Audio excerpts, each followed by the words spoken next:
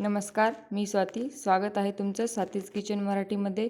तर आज आपण मॅश पोटॅटोची रेसिपी बनवणार आहोत.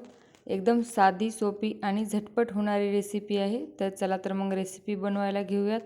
तर त्यासाठी गॅसवरती एक पॅन ठेवायचा आहे. पॅनमध्ये 2 चमचे ऑइल टाकायचं आहे. त्यानंतर टाकूयात मोहरी आणि बारीक चिरून घेतलेला कांदा. कांद्याला 2 मिनटं व्यवस्थित परतून घ्यायचं आहे. त्यानंतर टाकूयात 2-3 हिरव्या बारीक चिरून घेतलेल्या मिरच्या आणि चिमूटभर हळद आणि चवीपुरतं मीठ. तर सगळी जिन्नस एकत्र करून घ्यायची आहेत आणि 1 मिनिट परतून घ्यायची आहेत. त्यानंतर टाकूयात उकडून घेतलेले बटाटे. तर या ठिकाणी मी मीडियम साईजचे 4 बटाटे उकडलेले होते.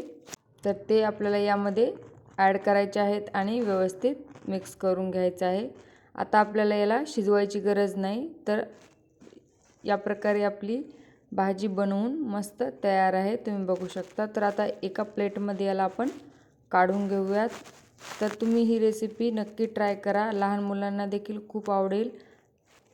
तर भेटूया एका पुढच्या नवीन व्हिडिओमध्ये. तोपर्यंत बाय बाय.